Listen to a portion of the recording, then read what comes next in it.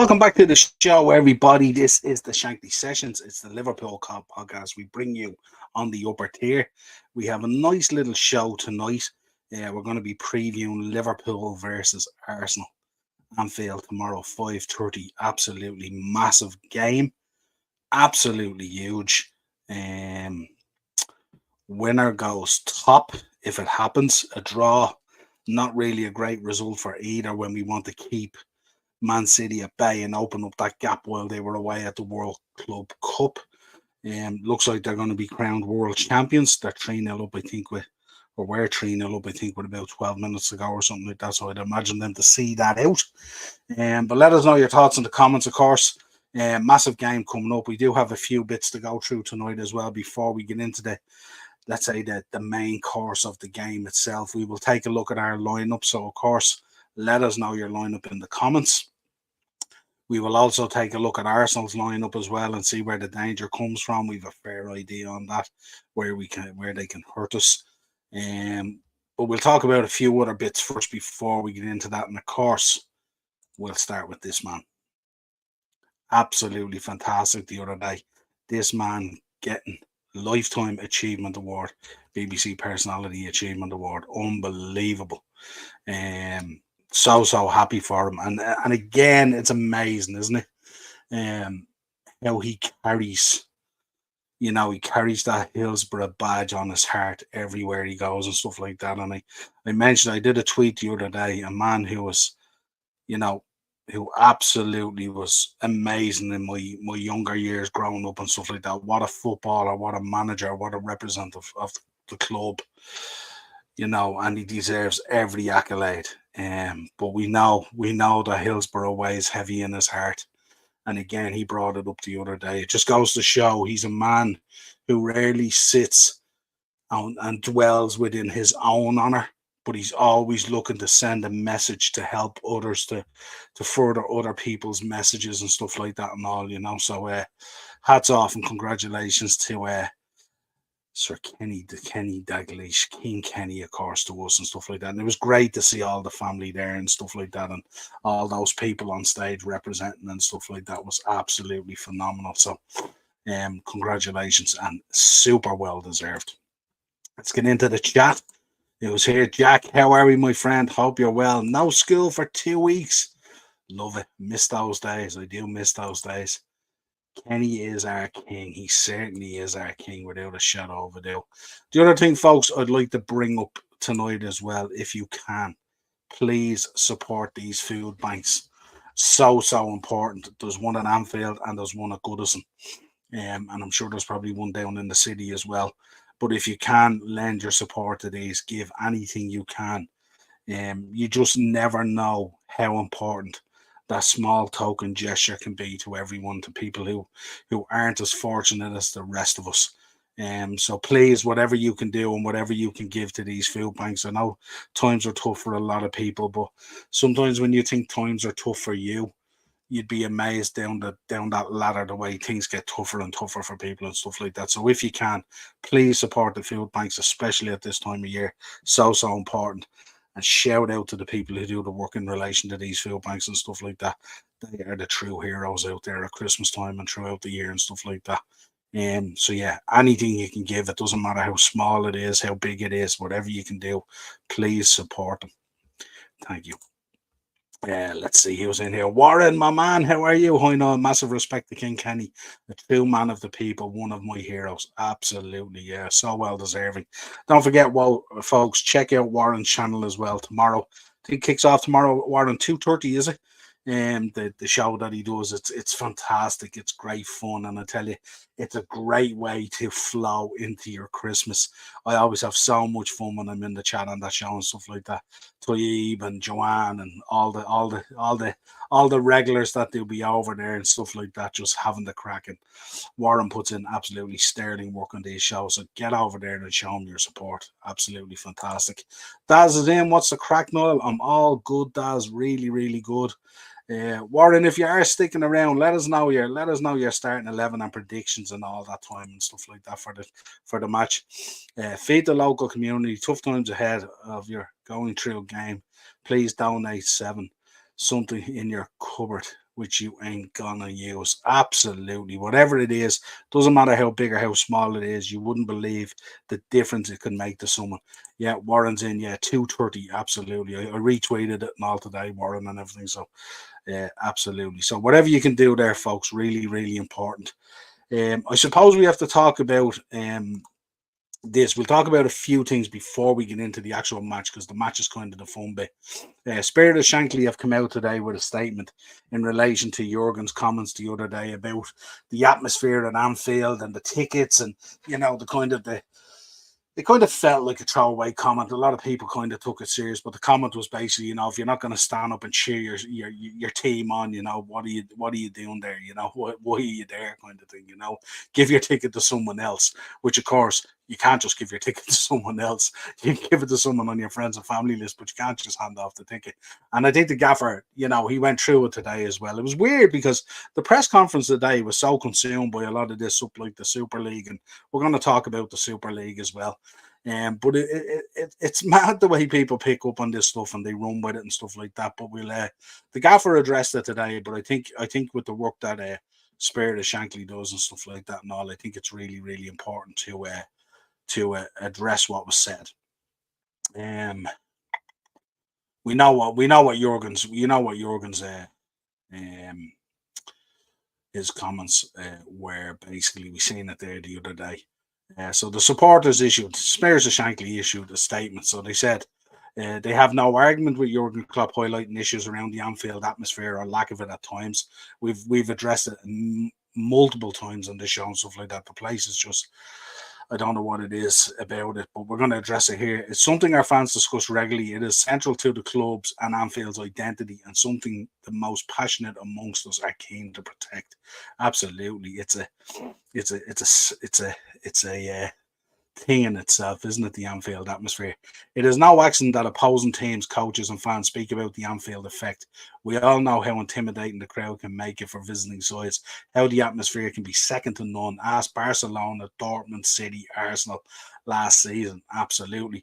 Supporters have concerns, though, about the lack of opportunities for young supporters to go to games, catch the bug, and preserve these decades long culture of the cop, and deep rooted worries that our culture is being watered down by greater corporate offerings and out of reach ticket prices, echoed by supporters across the Premier League. Absolutely. And that's a fantastic point that Spirit of Shankly make, because it's near, unless you're a season ticket holder or unless you're on that kind of lottery kind of thing that happens and stuff like that, it's near impossible to get a ticket. If I want to go for a match at the moment, that match will cost me about anywhere between 450, 500, all the way up to 700 or 800. And if I want to go to the United game or one of the bigger games, it's going to cost me 800, 900. It's crazy. We are in constant dialogue with the club to explore ways we can improve the situation to get more youngsters to experience Anfield and to create the best atmosphere possible every game. Remember, this whole thing is a it's a generational thing and stuff like that. And as the generations go by and the cycle of life goes through and stuff like that, it is getting watered down and stuff like that because there's a lack of understanding. I've spoken before numerous times on this. You know, I said it to Ben many times when we're over there. You need to understand the history and the legacy and the culture of the club and everything that it was built on, the successes and the tragedies of Hillsborough and everything else and all. And you need to understand all of that to understand what Liverpool Football Club is all about. So it's really, really, really, really important. But that was their statement that they put out, and I really, really like it, because I think what it did was um, they had an understanding of where Jurgen was coming from, but they also laid down an understanding as well that, like, if so many seats are going to go to corporate and these travel agencies and all this kind of stuff that are absolutely creaming off supporters and stuff like that, naturally it's going to get watered down, because you're getting a certain support base in there that's going in kind of looking for that corporate level type of thing, and it's not the same. Like, sitting in the corporate stuff and all and stuff is really, really nice. The hospitality is second to none at Anfield and all that kind of stuff. But it's not the same as sitting in the middle of the cop and being in that atmosphere, surrounded by that history of those great fans and everything else. And also really, really important. So I thought I'd bring it up. I think it's really, really important. And certainly not a dig at the gaffer in any way, you know.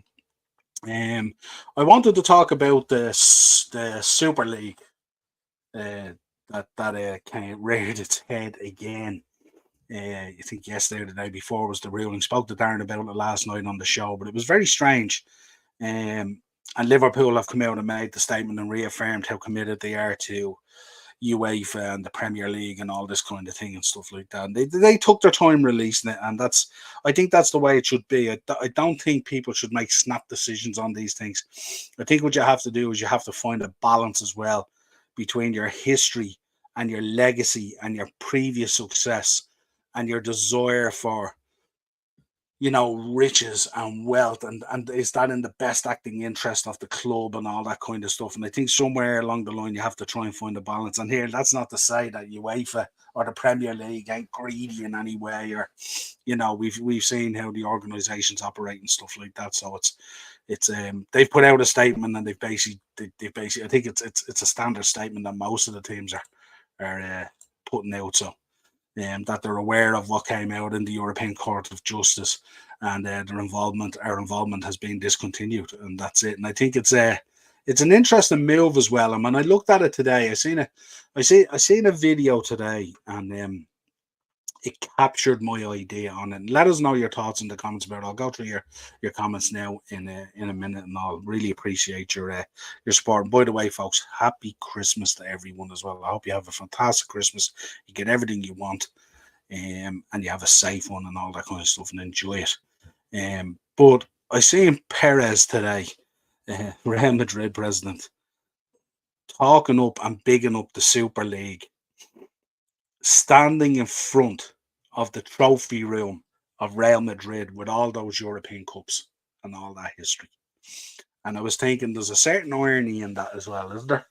It's so strange that a club like Real Madrid, with the history and the legacy and everything that they have, and their president standing in front of that trophy room with all those beautiful European Cups, the length of the room, bigging up the Super League. It was so strange.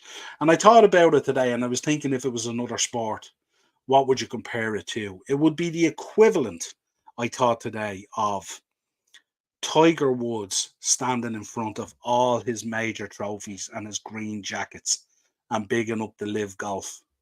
That's how I felt about it. You know what I mean? Or Tom Brady standing in front of all his Super Bowls and Pro Bowls and everything else, and all his player of the Super Bowl, all that kind of thing, most valuable player and all this kind of stuff, and his Hall of Fame stuff and whatever else, and bigging up the XFL.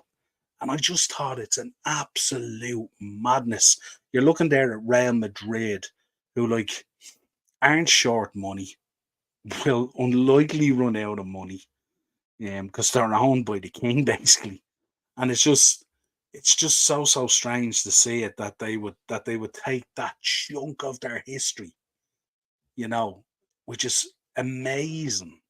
Probably would be lucky if it's ever replicated again, and to kind of lean on that and step over it to move into this area. So I just thought it was a conundrum to get your thoughts on it and stuff like that. So it was interesting. Let's take some comments from the OGs in here.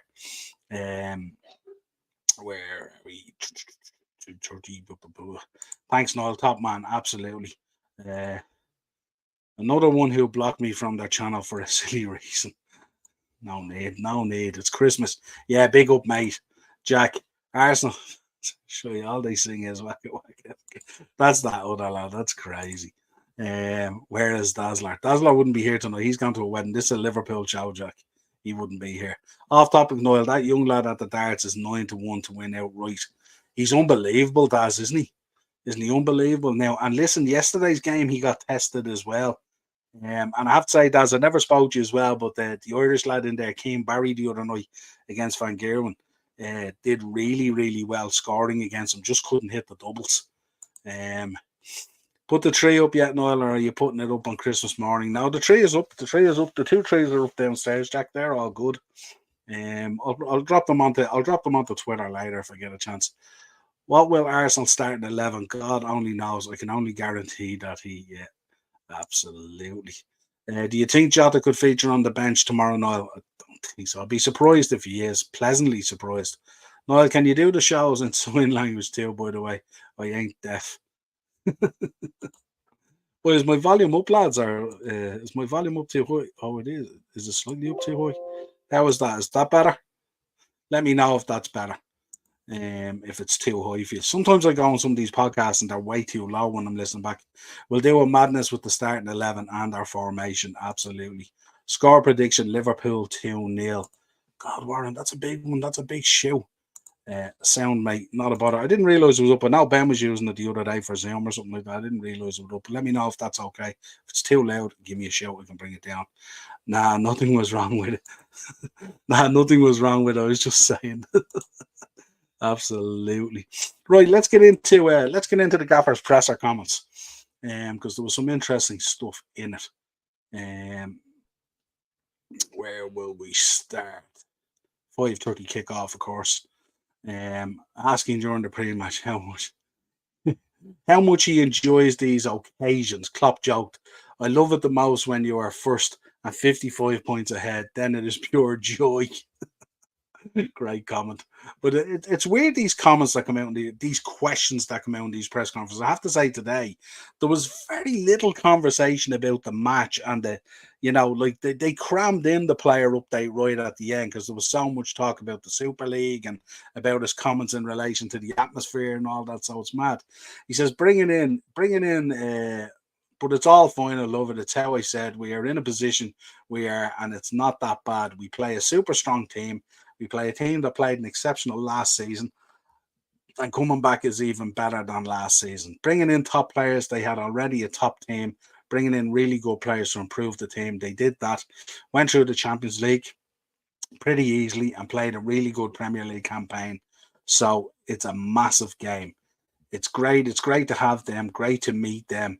We met quite frequently, obviously, and it's good, but we have to make sure we make it a proper home game, proper Anfield experience. That's all I want. That's what he was talking about the other day. What else are we talking about here? He was talking about quizzed on the Gunners title prospects this time around. Klopp replied, "I thought they looked like that last year, to be honest. Then some results kicked in or whatever. I don't know exactly the reasons. I remember our game here. They were outstanding until we found a way into the game. And then maybe in the end we should have won it. Maybe they had other chances as well. I can't remember them, to be honest, but I can remember Kanate at 2-2 with the chest half a yard in front of the goal. I am still wondering how he couldn't score there. That was the team we faced, a super strong team. That's what they are. And you bring in Rice and Havertz, and that doesn't make you worse. Raya in goal doesn't make you worse. Mikel built exactly the team he wanted, and they are difficult to play. They are a good mix between physicality, like big, strong players, fast, good technique, very good organization. They are really well coached, well drilled. You can see every year they make another step. They really have my respect, but we want the points anyway." Um, uh, he says it's match day 18. That means after that we play 20 more games, right? Said the boss. If we win, we are not through. If they win, they are not through. Even when probably that's then the headlines they have to deal with. It's just a super important football game. We were result wise pretty stable this season. That's the basis for everything. It's the basis for consistency that you get results. We did that. I didn't really think about what impact the game will have on the season. I couldn't care less. I'm just interested in this game tomorrow and not what it means for the rest of the season or whatever. So he's extremely focused on the game tomorrow coming through from the gaffer. He said, "I spoke the other day about it. I said the position we are in is okay. We don't feel now it is exceptional. Wow, how do we end up here? I really think we deserve where we are, but it's just a basis. January, February, then it's really getting interesting where you are. Then you might see you play less games than you already played and you see if there is a distance or not. Then there might be a moment. I don't know exactly when, March maybe or April, when you think, okay, a 6-pointer win today and you have them out of the way or whatever." He's talking about like let's not get consumed with title races and all this kind of stuff. We need to just be consumed with what's happening tomorrow and take it game by game. Always been his philosophy. That's obviously far off, and nobody thinks about these kind of things. We have enough believe me, to prepare for a game like this. I enjoy it a lot, but there's no space for left or right. There is enough to do to make sure they cannot do what they want, and we can do what we want. Gaffer's comments. Let me know your thoughts. Always kind of a mix of reality and a bit philosophical and stuff like that. But yeah, good to hear from him. Sound is good, says Warren. Absolutely. Still 0-0 Villa. Keep us updated as if anything happens there. I don't have it to hand. Havertz. Yeah, absolutely. What is Jurgen smoking? I tell you, he has looked. I have to say, Warren, in the last few games, he has looked. He's looked okay, hasn't he? He hasn't like he's. Now whether it continues or not, I don't know. Tomorrow's a massive test. Let's see what happens there. But he has looked the part the last few games, and sometimes it takes time to find your feet and stuff like that. Like I know he was at Chelsea, I know he won a Champions League, scored the winning goal and stuff like that. But moving to Arsenal, it's a big move. That jersey carries weight. You can see it, what is Jurgen smoking? Yeah, well, coach, he's taking the piss. Well, I don't know. Do you not think there's a certain amount of coaching there? Do you not think that they're somewhat well coached? I know you have your thoughts on Arteta. Joanne does as well, and Kyle and everything, and all the boys, Dell and everything. But I don't know. You could be top of the league for Christmas. You know what I mean? It doesn't just happen by chance. This is it. This is what we're facing at the moment. This is who will be top at Christmas. Will it be Arsenal? Will it be Liverpool, or will it be Emery? Can you imagine a situation, Warren, where it's Emery is top at Christmas? Imagine that. Talking about, you're worried about Arteta and how Arteta could be performing. Imagine if Emery is top at Christmas. What a sensational job he's doing at Villa as well. So yeah, no, not at all. Putting the build in, Warren. I love it. Putting the build in. Can you imagine Emery top at Christmas with Aston Villa? Wow, that would be crazy. Let's see how tonight goes. Sheffield United, they're not that easy. Chris Wilder back in there as well. Let's talk, first of all, before we go into starting 11 stuff like that, just a few fixture changes and stuff like that. And of course, they pin us with another goddamn dreaded 12:30 kickoff against Brentford. Like, what is this about? What is this 12:30 thing with us? I just don't get it. How many 12:30 kickoffs can they pump onto Liverpool Football Club? But there's your fixture updates for February anyway. Whether you like it or don't like it, that's what it is. And of course, there's your dates for your two semi-final, your two-legged semi-final matches for the Carabao Cup as well against Fulham. So busy schedule ahead. That's for sure, no doubt about it. Right, let's get into starting 11s. Let us know. Or just one other piece of news there as well we want to talk about. The gaffer has been offered an extension to his contract. They want to keep him at the club till 2029. So I'm sure he's musing over that as we speak at the moment. So it'll be interesting to see what comes out of that. No rush on it, but I think they're trying to sound him out to see is he going to hang around and stuff like that. And I did see stuff today and all talking about where we may not do business in the January window and stuff like that.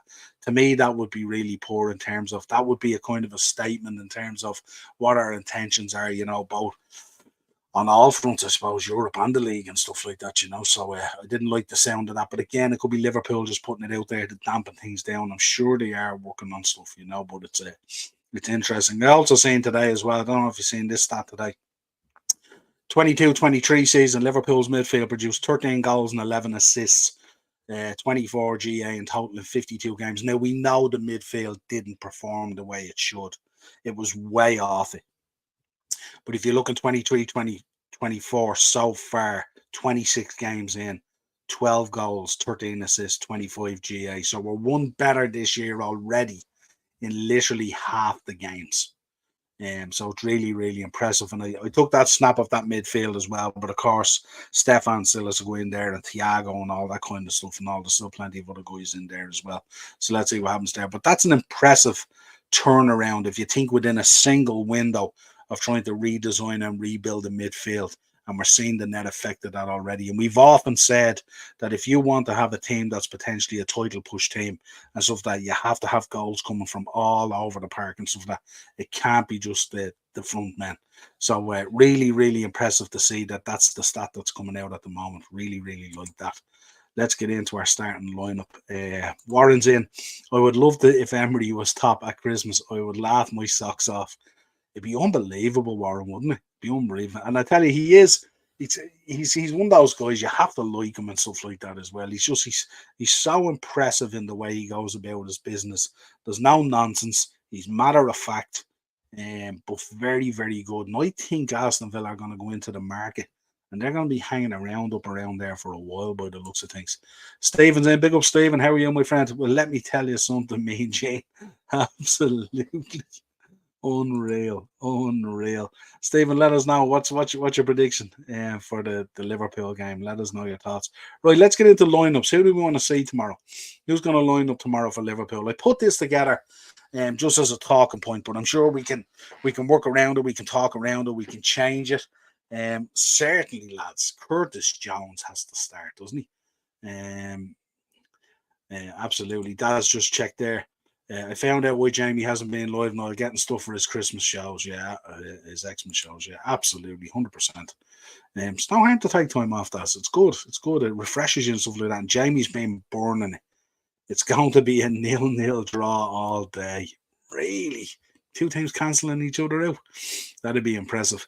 So, of course, I went with Allison and goals, folks. I went with Kanate and Van Dijk at the back. Kwanzaa probably would have maybe put his name forward for a place there, albeit the Jared Bowen goal and stuff like that was only a small thing, really. He was having an outstanding game. Costas up on the left.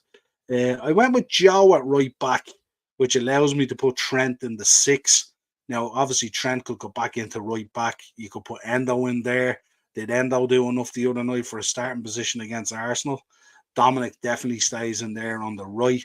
Curtis definitely on the left, I think. And then we have a bit of a conundrum here. What do we do with Luis Diaz? Do we stick with Darwin out on the left? I think he could do real good things against Ben White at the moment. Ben White hasn't been having as good a season as last year. Looked a bit shaky at times. Gakpo through the middle and Salah on the right. So that's what I've gone for. But let us know what you think about that. Let us know, would you change it? Would you put Trent back in at right back? Does Joe start on left back instead of Costas after the other night? Joe's been having a pretty good season the last number of games and stuff like that and all. Curtis Jones, of course, has to start, doesn't he? Especially with Gravenberch already having that little bit of onset muscle soreness and stuff like that. You need to be careful that, because that can be, if not managed correctly, could be a prelude to a hamstring going. So you have to be so careful. Trent will probably invert in anyway, but did Endo do enough? Are we going with Endo in the middle of the park? Is Endo going in as the 6? Let's see what happens there. Warren's in. Do you think Jurgen will be tempted if the German national team becomes available? I think he would be. I think probably the greatest football honour you can have, as much as we love our clubs and stuff like that. But if you're a football manager out there and you've operated at a very high level, you've managed a really big club and you've had success and stuff like that, probably the greatest honour you could have is to manage your club to a World Cup or a Euros or something like that, isn't it? Be absolutely massive. And it'd be hard for him not to take it as well. And I don't know, maybe, when you've managed now, what's he with us now? 7-8 years at this stage. When you've been there that long and the pressure cooker of being a manager, say, of Liverpool Football Club, maybe that German, job would look appealing, because it's not part-time, but you know what I mean in terms of part-time. You're not just under the cosh morning, noon and night. So it could be very tempting for him, and we've heard the conversations about it before. So let's see what way that goes. But I think there's no doubt in the future, Jurgen Klopp will be German national coach. It's going to happen one way or another, isn't it? But great shout, Warren. Ian's in. What's a crack? All good, my friend. The front three terrifies me. Yeah, absolutely. They can, if they show up on their day, they can be unbelievable. And Mo Salah, we know, really likes playing against Arsenal. Cody can be very, very slick in the way he plays as well. And Darwin, you just don't know what you're going to get with Darwin, and that's the biggest problem with him. But we'll see. But they have been a tad bit blunt. I know Mo has been putting in the figures and stuff like that, but we've seen with the stats from the midfield and stuff like that, that's what's been helping us a lot as well. Because up front at times we've just been a tad bit blunt.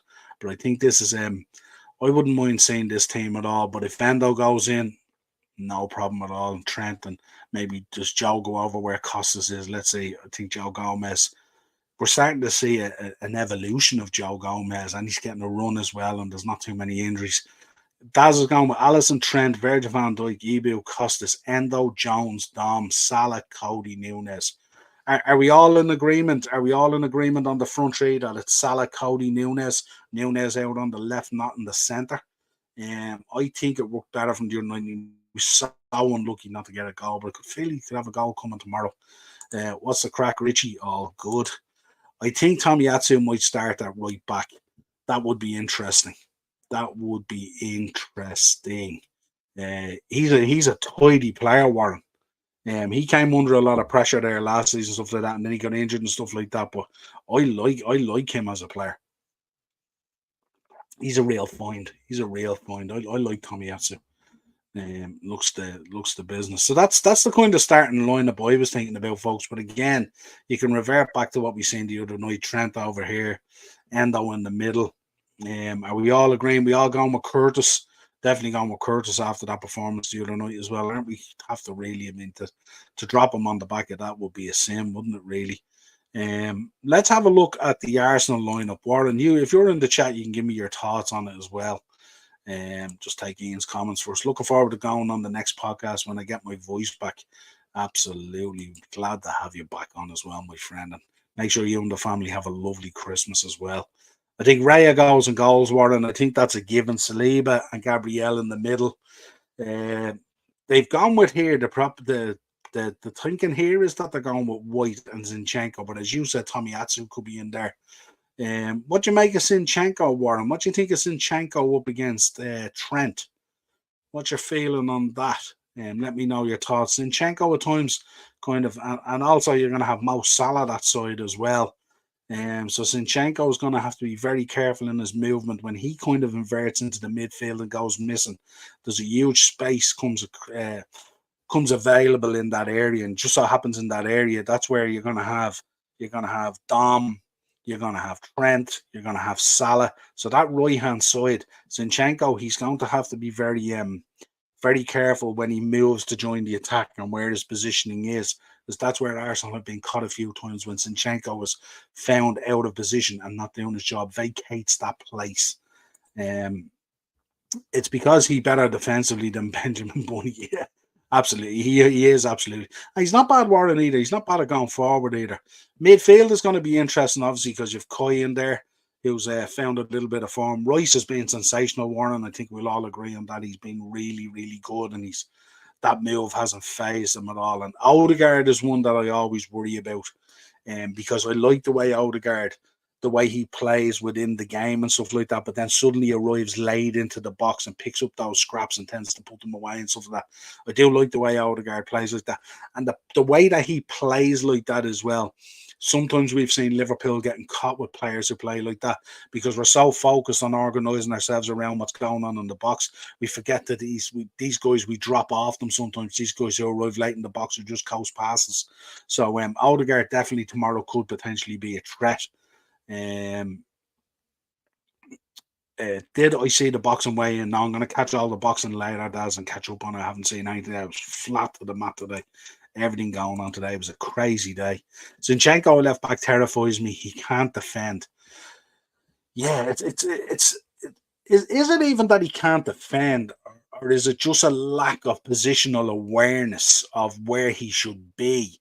I find at times sometimes Zinchenko, when he inverts in and starts going on the attack and joining and stuff like that, he just forgets that he's a left back.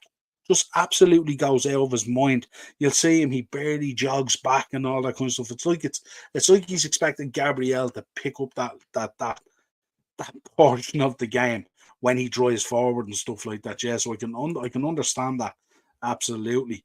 Front line, Warren, what do you think? You're going with Martinelli, are you? Martinelli, Jesus, and Saka. I tell you, do you know something? Apart from the boy Saka, who I think is absolutely outstanding, but do you know who really scares me out of your front guys? Trossard. And I've had this conversation with Kyle a number of times as well. I bigged up Trossard when you signed him and stuff like that. But Trossard is a guy who knows how to punish Liverpool from his Brighton days. And it'll be Trossard tomorrow I'd be worried about. So let me know your thoughts there. Does Trossard go in there instead of Martinelli, or does he start Martinelli? I know Martinelli has had a lot of joy at times when he's come up against Trent and stuff like that. But I think Martinelli this season has been quite average compared to his normal level, isn't he? Odegaard will hide tomorrow. He never turns up in big games. Interesting. And I can see why you're saying that as well. But there's nowhere to hide at Anfield. There's nowhere to hide. I'd like to see Trossard at 8. Yeah, absolutely. That's what I was thinking as well. He's such a good player, and boy, he does fancy a goal at Anfield. So out of all your front men, like I wouldn't be worried about Jesus at all. Out of all your front men, Trossard is the one that would worry me the most. If he starts tomorrow or he brings him on, that's when I would ratchet up and get a bit concerned. I'm really looking forward to who Rice matches up against as well. I want to see how Declan Rice matches up in this big environment, this cauldron for the first time. This is a massive game tomorrow, top of the table clash. You know, if Trent is going to be in there, if Endo's going to be in there, I want to see how that all matches up. I think it's going to be really, really good. Just 1 second here. I just want to get up some of the team news as well when we're looking at it. This one tends to go asleep on me. Form at the moment, we've got 4 wins and 2 draws in our last 6, and Arsenal, of course, have 5 wins and a loss. The loss coming against Aston Villa.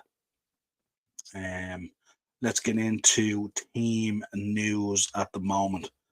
But yeah, I think it's going to be, I tell you, it's setting up. It's going to be an absolute stellar. Eno's in. Big shout to all my friends on the upper tier. Love you all and have a happy, joyful, and Merry Christmas. And you, Eno, and to everyone. Make sure as well, folks, you're supporting all the channels as always. Make sure you're smashing up that like button as well and subscribing if you haven't subscribed. I'm sure most of you OGs in there have already subscribed. Who have we got out at the moment? Stefan's still out with the calf. Thiago's still out with the hip. Joel has obviously gone the ACL. News on Robbo today is he's going to be back in January by the sounds of things, but out with a shoulder. Alexis McAllister with that knee issue as well. Hopefully he'll be back soon. Jota is pretty close to being back. And Ben Doak has gone for surgery, so he's not going to be available. Gravenberch, I think they said today he's probably not going to be available.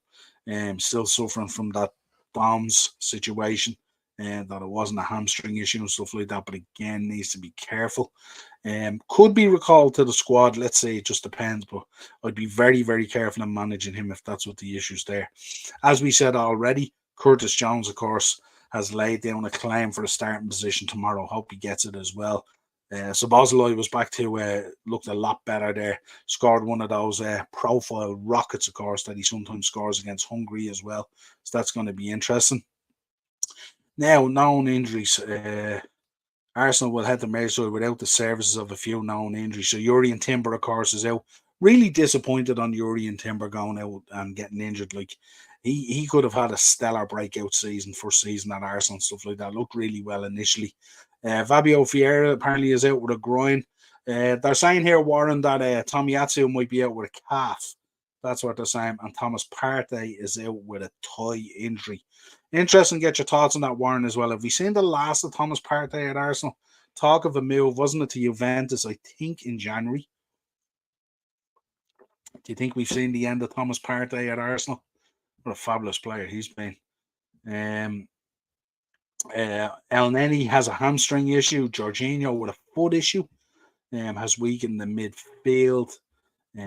So yeah, there's a few out there at the moment. So if you look at the moment, the recommendation here for the starting lineup, Liverpool is Alisson, Trent, Konate, Van Dijk, Costas, Szoboszlai, Endo, Jones, Salah, Núñez, Diaz. So they're going here. They're not including Gakpo here. They're going with Diaz. I'd be very surprised. For Arsenal, they're going with Raya, Ben White, Saliba, Gabriel, Zinchenko, Odegaard, Rice, Havertz, Saka, Jesus, Martinelli. So they're not starting by the sounds of things Trossard, but he will surely come on and have an effect on the game. There's no doubt about that. The Zinchenko issue is Arteta mischief. This could be. Absolutely could be. He's not inverting there on his own, because I tell you, if you do something and if you go outlaw on that pitch, you know how Arteta treats that. So anything that most of these boys are doing on the pitch is Arteta based, no doubt about it. Arteta isn't tactically shoot, I presume you're saying there. Arteta isn't tactically yeah, no, he isn't. He's but we shall see. It'll certainly be interesting. Let us know your predictions, folks. What's your predictions for the game? What are you going with? I think Stephen earlier went for a 0-0. What else did we get earlier? We got a 2-0 off someone, didn't we? He said still 0-0 to Villa. I think Jack, was it? Jack came in with a 2-0, I think it was. I'm gonna go. I don't believe Partey is injured. More Arteta mischief. Yeah, I get the feeling about that as well, isn't it? Something's happened there. That we'll probably find out next month, because we'll be kicking into the old transfer window next month. But I get the feeling, the strong talk at the moment about he might be off to Juventus. And after that, then we'll probably get some sort of a background as to why it happened and stuff like that. But he's a big player to replace as well. Partey. Strange one, all right. So let us know your predictions. What are you going for? I'm going to go for. A lot of people are talking about a scoring 2-2 draw and stuff like that. I think Liverpool might just nick this one 2-1, but I think it's going to be tight. Daz is going for a 3-1 Salah. Salah 2, and he's going for Diaz 1 and Saka 1. We take that all day, wouldn't we? Another falling out. You reckon it's another falling out there? Yeah. Interesting, yeah. He does. That's a lot of them. There's a lot of that going on in the Premier League as well, don't we? We see a lot of it at United as well. It's mad, isn't it? And then you see it with Pep as well. When Pep falls out with a player, he just bins them off, doesn't he? Just absolutely railroads them out the door. We've seen it with Cancelo and all, and it looks like it's having the same effect now. We could be seeing the same thing with Calvin Phillips in January as well, coming out talking about not being happy about his playing and stuff. That Pep just bins them off as well. Haven't seen as much of it with Jurgen Klopp and stuff like that. I think we've seen it in the early days with what was his name? The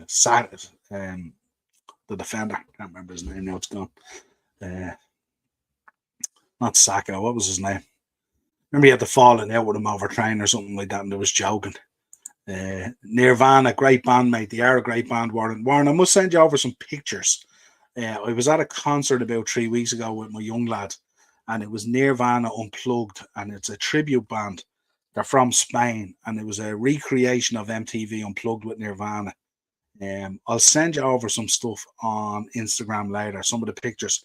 The set was set up exactly like MTV Unplugged when they did Nirvana, and the playlist was the same. So they did an hour and a half of the acoustic stuff, and then they did an hour and a half full throttle and stuff like that. And it was an amazing night. I've always had a huge interest in Nirvana as well, and even in Kurt Cobain's passing and stuff like that. Very interesting stuff that comes out about it.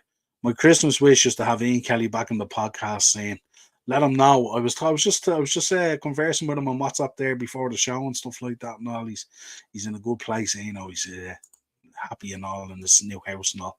My favorite at the moment is Pink Floyd. What a band! What a band! You're pushing them all out there now, Warren. You're pushing them all out.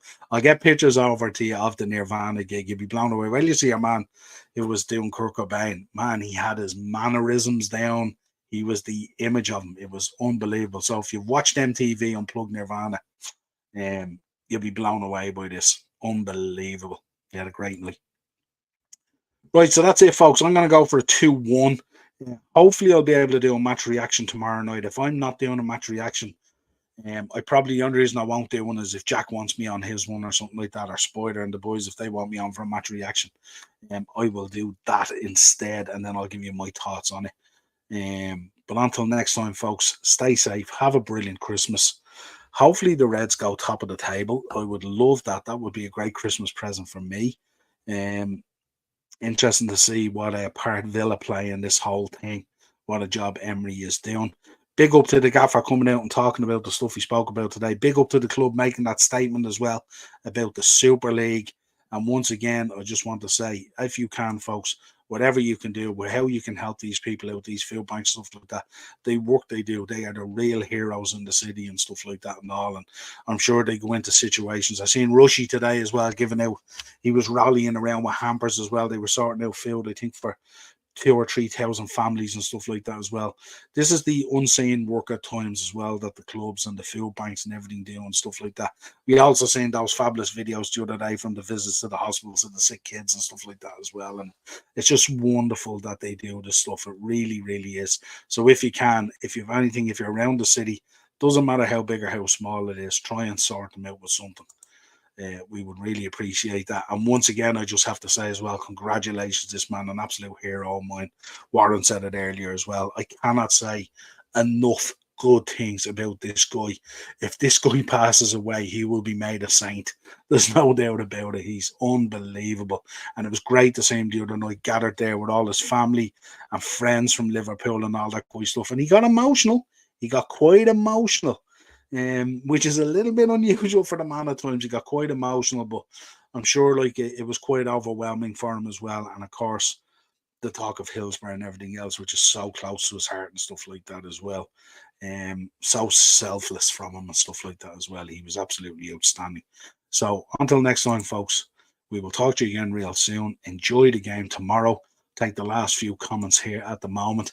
Dark Side of the Moon, listening to it in pitch darkness, absolute mind blowing. It's unbelievable. I've often listened to that, Warren, when I put the old AirPods in, going to bed, and it's incredible, isn't it? Happy Christmas to you as well, Warren. I'll be chatting to you tomorrow on your show, no doubt about it. Can I mention it tomorrow, Niall? You absolutely can mention it tomorrow, my friends. You can mention anything you want. Me and you are tight. No problem at all, whatever you want to mention. Daz, you have a great Christmas as well, and thanks as always for supporting the channel. Folks, we will be back before the new year. We have Pro Wrestling Weekly next Wednesday. We're going to have a fun show. It's like a collector's corner. And we will be back with a match reaction. There is no Monday mashup on Monday. But that's it. Let's go, Reds. Let's get this 3 points. Let's bounce back.